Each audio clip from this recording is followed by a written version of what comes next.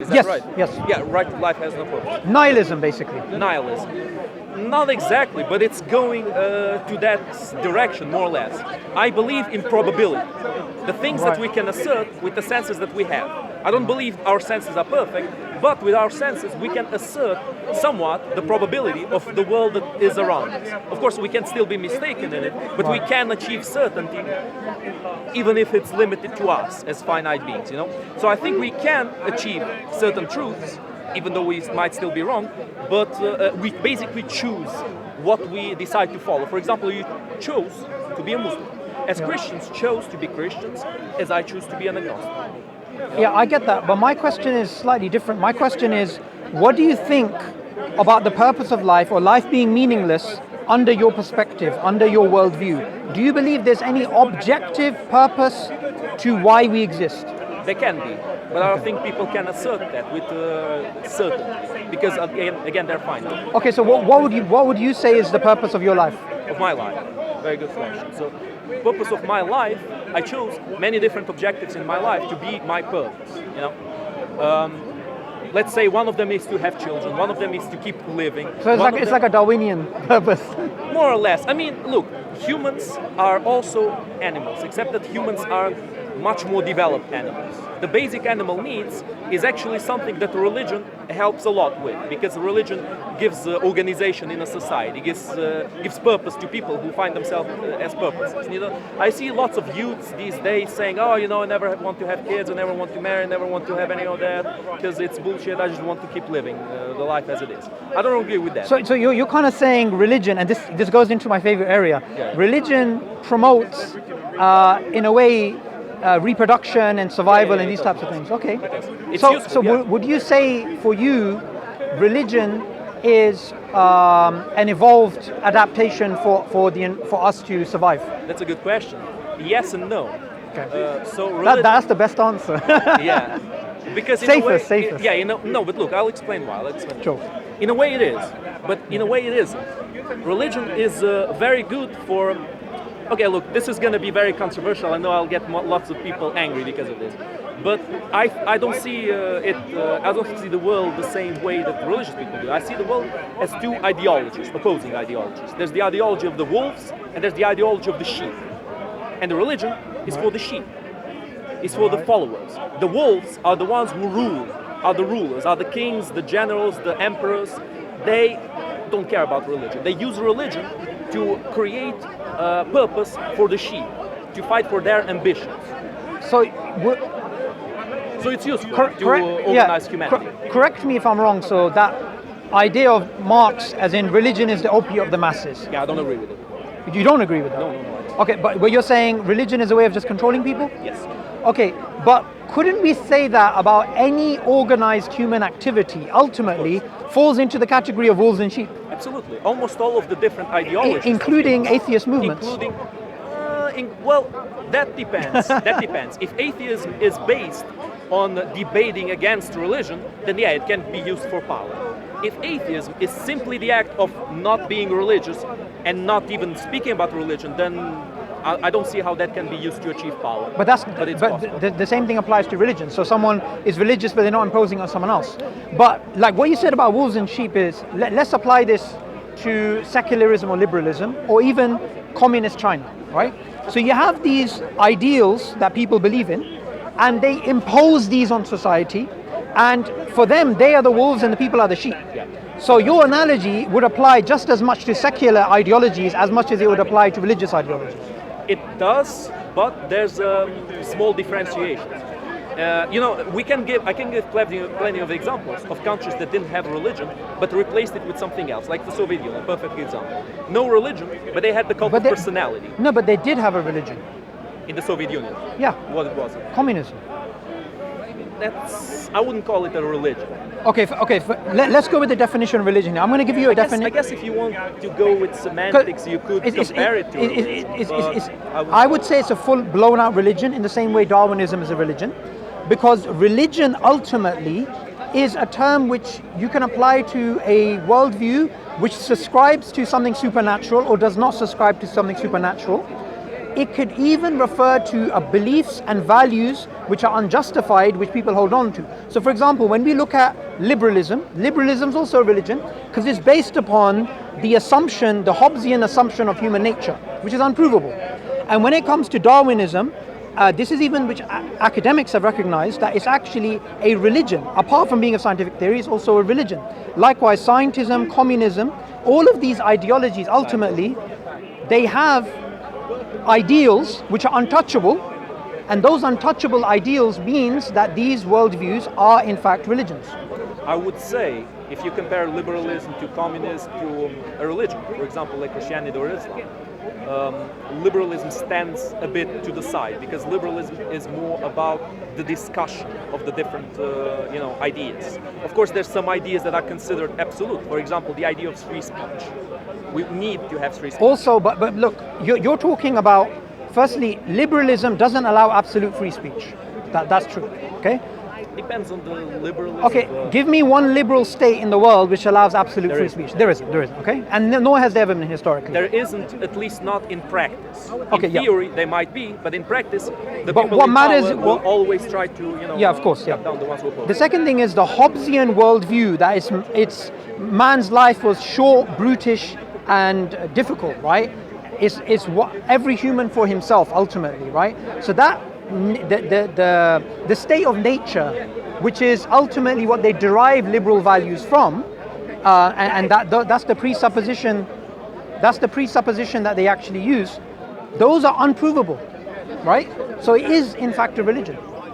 They are not provable in the way that, for example,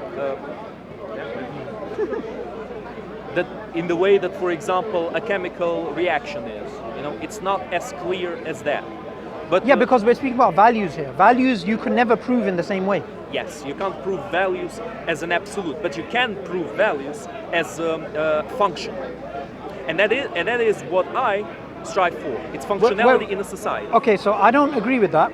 Let's think about this. So give me an example of values which are provable through function. Bravery. Bravery. Yes. Okay. Loyalty. Okay. Would you say loyalty and bravery is good? Yes. Okay. Let's add something to it. Would you say that? I know where you're going. Yeah, we're headed in that direction. Go. Yeah. So would you say truth is also something good? Yes, it's good. Okay. Now all of these value claims are something which you have to presuppose, but not something you can prove. They don't have an absolute justification, but I would say that they're good because they're functional. Because through history, they have been proven to work. In a society. What do you mean by work? To work to get humans into a cohesive society. Right. That means maximizing pleasure, basically. Maximizing productivity, maximizing happiness, whatever you want to call it. For me, it's more about the continuation of mankind, of mankind's existence. But the supremacy of mankind. Pavlo, the problem with that is that's too general, and you can have a very brutal society which allows the continuation of human beings, like eugenic type models, right? Yes. Where they kill off the weaks, they kill off the colored people, and they just keep the strong white men. You could. Why white? I said eugenics. Oh, eugenics doesn't necessarily need to be about whites. But yeah, look. No, I but the people behind the eugenics movement, the social Darwinists, they believe the whites to be the most superior. That's why I said it. Sure. But look, I would argue that is not beneficial overall for humanity because there's plenty of people that don't fall under the, for example, perfect body shape, blah, blah, blah, condition that they want, and that can be very useful for humanity. Stephen Hawking is the best example. He's a cripple. He can't do anything, but he's a genius. Okay. So from your perspective of agnosticism, why is the life of Stephen Hawking more important than the life of, say, that Christian preacher over there? Than the Christian preacher? Well, if you, in which way, in which situation are you located? Under your agnostic worldview, why would Stephen Hawking be more important than that preacher? Than the preacher?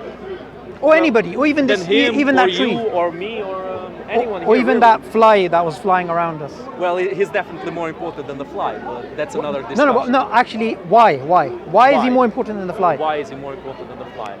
For me, and for us, and for humans, he is. Under your worldview of agnosticism. Yes, for me, for humans, for us overall, he's more important. Because if, let's say, you die, I mean, some things will change, of course. The people who you are friends with, your family, blah, blah, blah, everybody will mourn probably. Some things will be lost, but it won't be the same loss as if Stephen Hawking died. I mean, he did die already, I know that he died. But if he died but before, that's purely he invented subjective. the things that he I mean, found. I can imagine a lot of It is, Christians more or less. looking at him dying and saying, well, good riddance. And They could, yeah, they and some people, he could technically be a cult leader, right? And his followers would be like, this is great, we value him more. So what I'm trying to get at is that under your worldview, there is no difference between, say, a fly and Stephen Hawking's. Yes, there is. How? Because for me, he's better. And for humans, I would argue... Better objectively? Better as objectively as I can get. Okay. It's objective for me, but my objectivity isn't an absolute for everybody, unless I can prove it to the others. So give me evidence that under agnosticism... Evidence, exactly. Yeah, give me evidence under agnosticism Stephen Hawking's is worth more than a flea or fly. Than a flea or a fly or Yeah. whatever.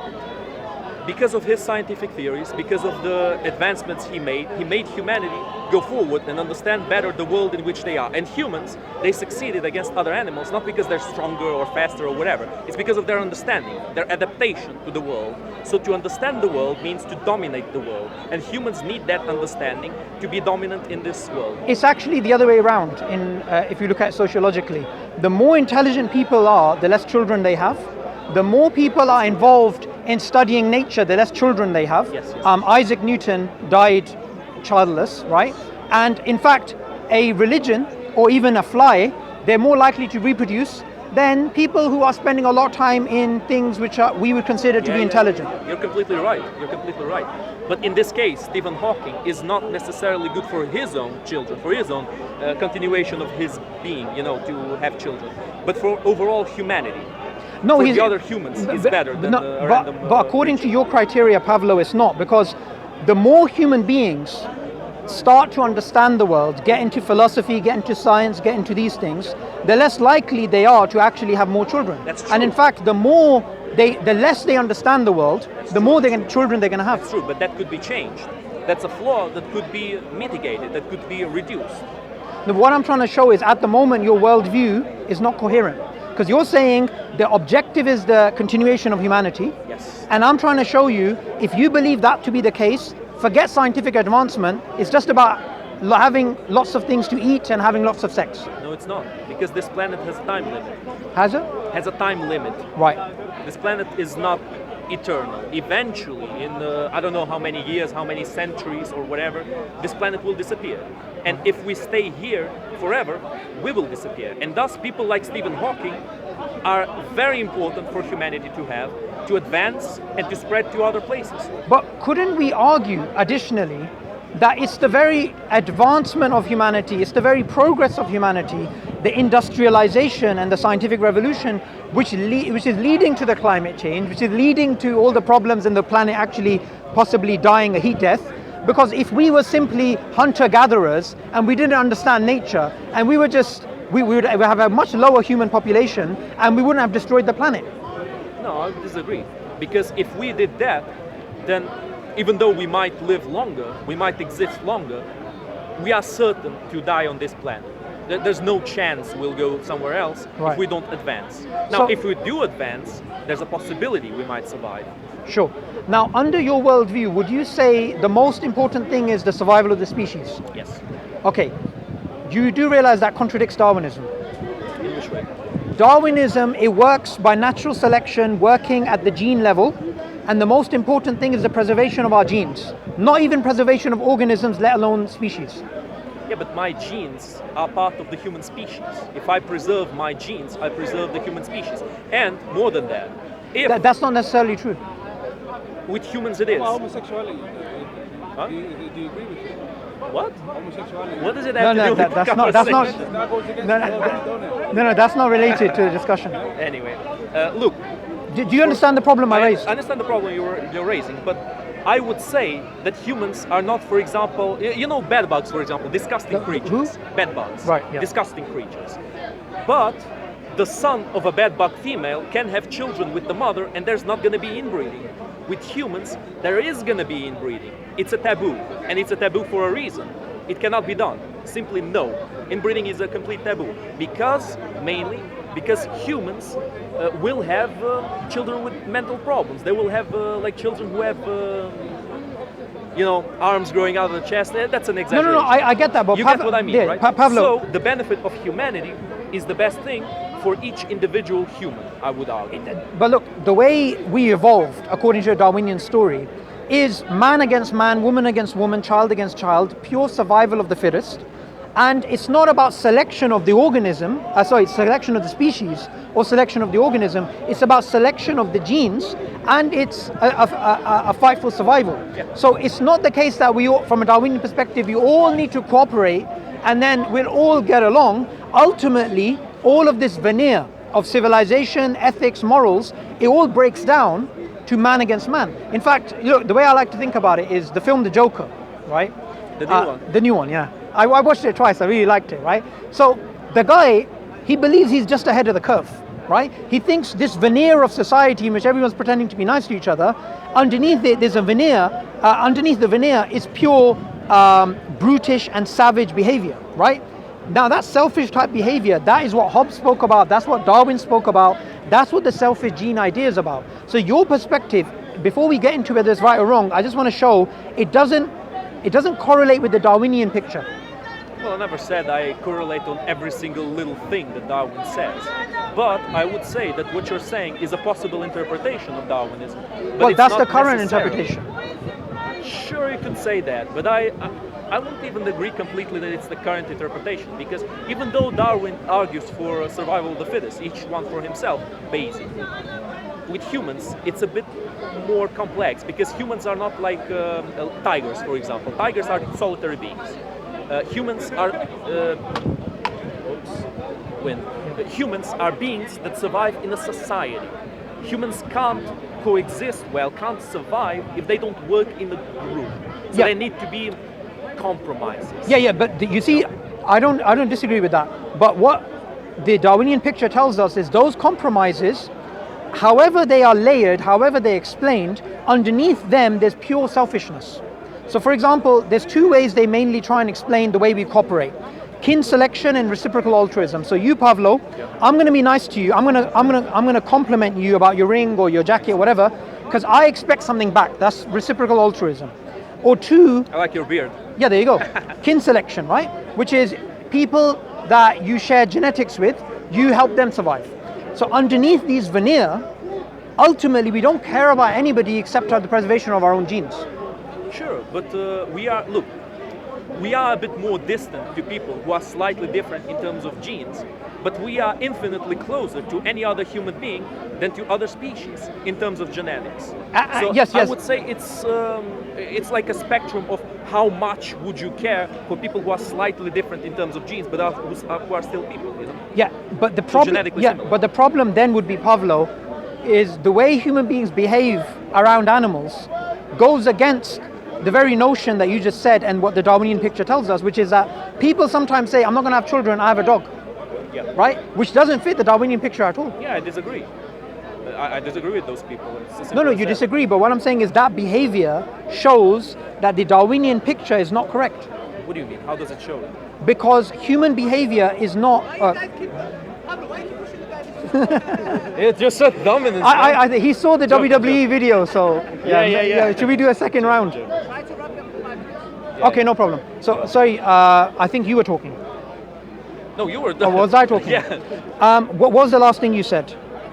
It doesn't fit or You something? were saying that what I said doesn't fit the Yes. Darwinian. Yeah. So about this, the Darwinian theory is obviously going to make predictions about human behavior, and that predictions is going to be based upon their ideas of fixation of alleles within a population, right? So they have evolutionary psychology, which is there to explain what human beings do and why they do them. However, the reason why that field is heavily criticized is there's lots of things human beings do which do not help our survival, such as me and you both give tax, whether we like it or not, for the survival of the unfittest at the hospitals, right? There's many human behaviors which don't fit the Darwinian picture. Yeah, compromises to coexist in a society. I give money for tax so I can help the people in need, so that when I'm in need, I'll be helped. Yes, but why would you help somebody when you won't get reciprocation. And that's the problem with evolutionary psychology, because human beings help people anonymously. They help people sometimes without ever wanting something back, which doesn't fit reciprocal altruism or kin selection. Because that desire to help is an evolutionary trait. It's something that I personally call genetic morality. The example I always give is with cavemen. When cavemen get attacked by wolves, a bunch of cavemen, right? All of them defend themselves. They stand together. They fight off the wolves, right? If one of them hides in the bushes while the others fight or climbs a tree, when he's in danger, they might think twice before helping him because he didn't risk himself to help them. That's reciprocal altruism. Exactly. So the caveman who was hiding in the bush will eventually get eaten by wolves, while the ones who didn't, the ones who have the genetic trait to help others, will keep living. You know what I mean? Yeah, but that particular example only explains if everything there that you said is correct and the variables aren't changed. If we change the variables from this perspective, sometimes a hunter-gatherer or a human being would fight and defend somebody else, knowing they're going to die, knowing they're not going to get any reciprocation, yet they still do it. Yeah. So in the cases that you're highlighting, these are minimum. In the vast majority of human behavior, you can't break it down to kin selection and reciprocal altruism, because much of it is not based upon, I'm helping you because you're going to help me. I'll give you an example which we can both agree about. We both are having this conversation. We both believe truth is important. I'm not benefiting in terms of survival and reproduction, nor are you. You're not benefiting what? In terms of survival and reproduction. By this conversation? Yeah. Not directly, but if we think by different steps Go to on. get there, we do benefit. Because, if we speak to other people, if we conceive, if we create ideologies that are better to organize humans together, we will have a more functional society, and with a more functional society we have better opportunities, and with better opportunities we can have a higher possibility of children and then of prosperity. But that wasn't my intention. It doesn't matter what your intention was. But if you say your intention was to make society better, which eventually is going to help you, Yeah. I can just say my intention was to get to truth. To get where? To get to truth. To What truth. is true, yeah. To the truth. Well, sure. And truth doesn't always help your survival. In fact, knowing the truth can sometimes be detrimental to your survival. Of course. Yeah. And why do you want to know the truth? And this is the thing which is very interesting. So, here I'm going to make a claim, I want you to challenge it. From an Islamic perspective, I can say truth is valuable because I believe in God, and God is the ultimate source of objective values, and God's name is the truth. So for me to believe in the ultimate truth and truth having intrinsic value is possible. But for an atheist or an agnostic, truth is only instrumentally valuable in terms of survival and reproduction, not intrinsically valuable. It is instrumentally valuable, but it also has an intrinsic value because of what I told you is the genetic morality. It simply got ingrained in our qualities as humans to want the truth. Okay, that would be instrumental, not intrinsic. Yes. I'll tell you why. Created by epigenetics and evolution. Because if it's from a purely biological perspective, then it's a proximate mechanism. Morality is a proximate mechanism. It's not an ultimate goal. It's not an ultimate desire. Therefore, truth from your perspective can only ever be instrumental. Well, that depends on what you mean by instrumental, but I guess I would agree with that. Except that instrumentality has become part of us, has become intrinsic, Okay, So we can't even change it, even if we decide it. It'll take a lot to change. No, I think that there's two different things here. The first thing is about us instrumentally recognizing that truth only has value under an atheistic or agnostic worldview in terms of a benefit it gives us. Yep. The second is natural selection sometimes creates quick and dirty solutions, right? So what it does is, rather than telling you, Pavlo, that truth doesn't have intrinsic value, truth only have an instrumental value, it gives a shortcut and gives you the value of truth. Sure. But from a metaphysical point of view, your worldview cannot justify truth having intrinsic value. You've just been deluded by natural selection to have this belief. And the thing about natural selection is this. Natural selection, we have to make a distinction between adaptive fitness and truth fitness, right? Adaptive fitness and truth fitness. Truth fitness, yeah. What's the difference? So adaptive fitness is something that helps with our adaptation to help us survive. Truth fitness is, does it help us arrive at truth? Natural selection doesn't give a damn about truth. All it cares about is survival, and if survival happens to correlate with something which is true, then it will make us value truth. Otherwise, it will inculcate within us false beliefs to help us survive. Yeah, I mean, in a way. Look, the problem with this is that I agree with partially. I agree with what you're saying, because it's very possible to use the impulses. To use the impulses. Another fight. Yeah, now it's Rajinator trying to fight Ali. Raj, 5 minutes, Raj. 5 minutes. We're having a conversation here. Tell them to kiss and make up. Because you think that you got Just say no Ask him. homo, bro. Just say no Just homo, kiss bro. and make up, boys. why don't you be a man for once in your life? He's got the mask. He can't kiss now. Why don't you Anyway, let's try. Let's try and let's try and wrap this up. Yeah, let's try. So anyway, and be a man once in your life. Anyway, lots of interruptions. yeah. So anyway, getting to the bottom of it, I believe from an agnostic or atheistic perspective, there's lots of metaphysical problems in terms of value judgments, in terms of the way we are as human beings not fitting with the original story. And I just want to highlight one small thing which you said, which I didn't comment on. There's parts of Darwinism you agree with and parts you don't agree with from the sound of this because conversation.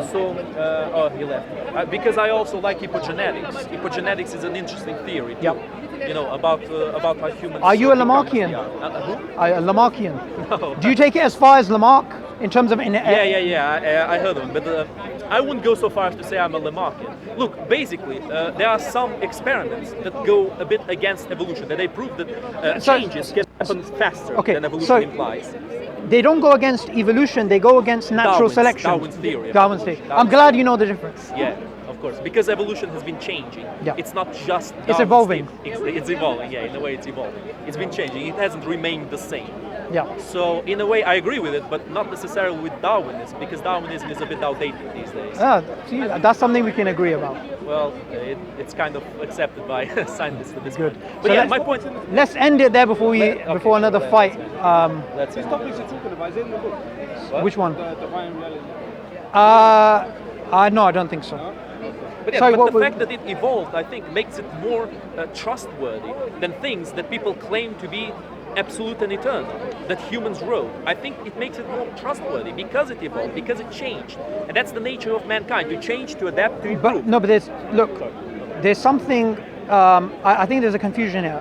We shouldn't just juxtapose science and then the belief in God or belief in something absolute. I believe they can correlate. Even though science changes and these types of things happen, the way I see science is a way of getting closer to God, because science is an attempt to explain how the world works. God is an explanation for why anything exists in the first place. Now, in terms of epigenetics, or whether it's genetics, whether it's Lamarckian evolution or Darwinian evolution, you still, under an agnostic worldview, cannot show truth having anything except instrumental value, not intrinsic value, because it's a philosophical discussion, not something that can be resolved using scientific data. But neither can you. Just because you're sure that your idea of God is absolute doesn't make it absolute. Our certainty of something doesn't make it a reality. You know? But it's, look, firstly, before I give evidence for why my worldview is true, on the minimum it's coherent. On the minimum it's coherent, yeah? Meaning, under my worldview, because I believe in God, intrinsic values such as truth, such as good, right, wrong, these things, they do have a grounding. But under an agnostic or atheistic worldview, the only way you can try and ground your worldview is either using Kantian ethics, utilitarianism, virtue ethics, or whatever ethical system, and even those are based upon certain assumptions which can be challenged. But I don't think you're different to that. Because Islam, just as Christianity, has had rules that have changed through the times. I mean, you might argue against it, but even if we go through the history of the Quran wasn't written by Muhammad. It wasn't even written by the closest people to him. It was written by the followers, and then it was compiled by the scribe of Osman, if I'm not mistaken. That's not true. The Abu Bakr, scribe of Abu Bakr, yeah. And of Osman, he burned all the different Qurans that he didn't see fit to be the right Quran. So I would say it's open to interpretation. Who is the actual prophet? Okay. Is it Muhammad? Is it his followers, the scribe, Osman? I would say that's wrong on multiple levels. Okay, so let's start off here. When it comes to the Quran that we have today, the physical copy of the Quran, all over the world, what's the primary way that you've understood the preservation of the Quran? Is it oral or is it written? Oral. Oral. If it's oral, then what you just said right now is incorrect. It's incorrect if you consider the Quran Because your analogy was physical, wasn't oral. No, it's incorrect if you consider oral preservation on the same level as written preservation. But do you know what the Muslim perspective is? Our perspective is the oral is the primary and the written is the secondary, and it's not even needed. Yeah, but I disagree with that perspective, because for me it doesn't make a lot of sense that something that you remember and you pass through with words is more trustworthy, remains more exactly the same than something you write down. Shall I tell you why? The reason for that is a fundamental problem in epistemology, right? Do we believe empiricism is primary, or do we believe testimony is primary? And I believe there's a very good case that can be made, whether you're a Muslim or an atheist.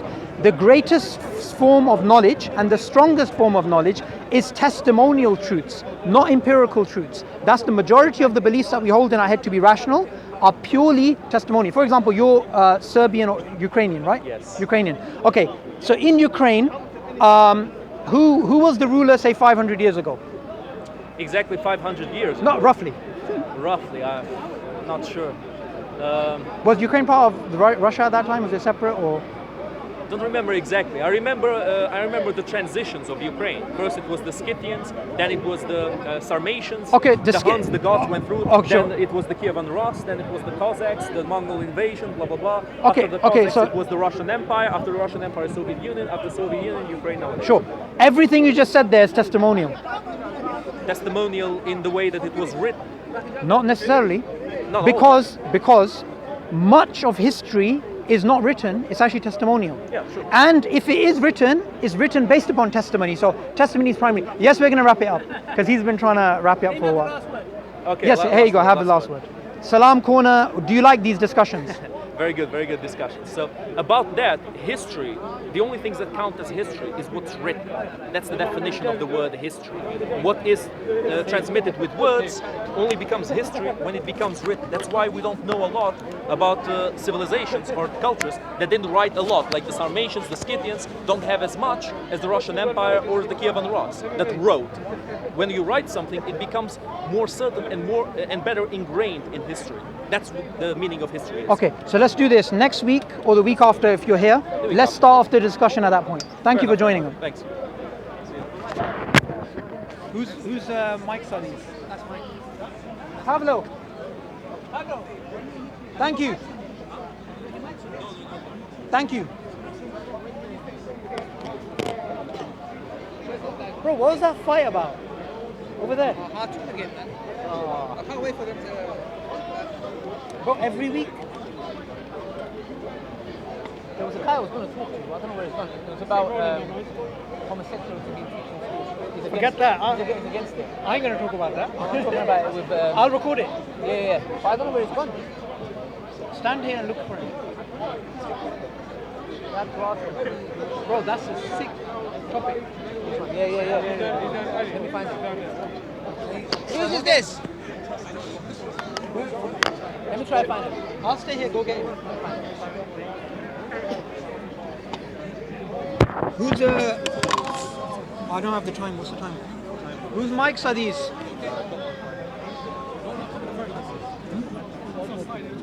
Started, yeah? When they come back, then we'll go. Bro, he's an interesting kid, this one. This guy, he's an interesting kid. Yeah. He's not a kid. He's a bit older. Yeah, of course. He's good. So we used to spot him. Is it? Yeah. He's good. He's good. He dealt with him.